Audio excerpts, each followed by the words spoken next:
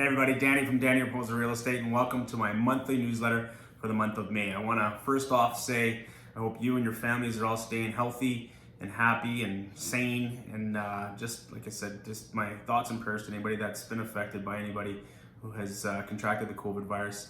But I really hope that everyone in this finds you all in good health and staying safe and working through this tough time.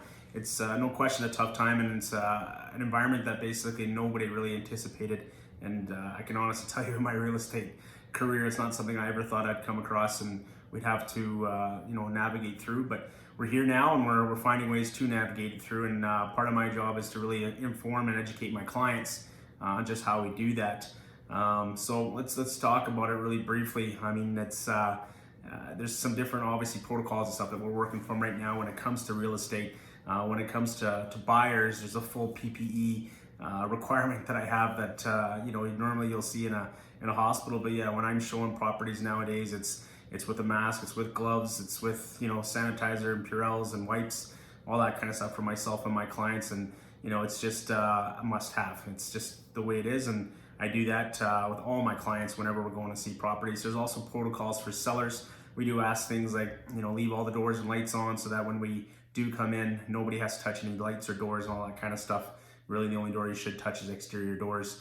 And then we also instruct all of our sellers to, once there's been a showing, to go in and sanitize everything properly, just to keep us and our own clients and people listing their homes safe.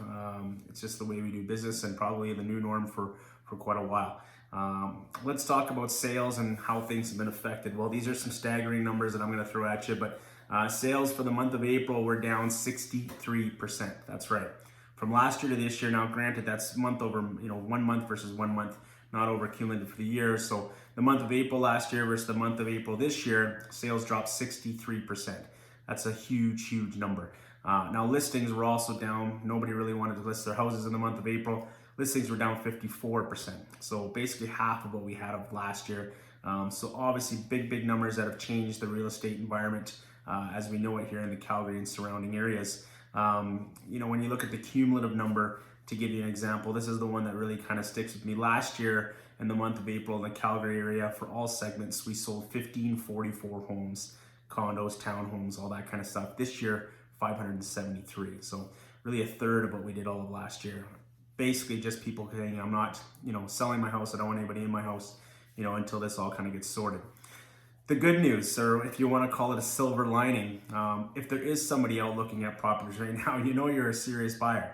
When I have clients that I've taken out over the last kind of couple months, it's because I've sold their properties and we needed to find them a new place to live, or they just have moved into the city and they needed to find a place to live. So if someone's coming to look at your property right now, they're not tire kickers. Typically, they're going to be people that are actually seriously looking to buy. So that's something that you want to keep aware of.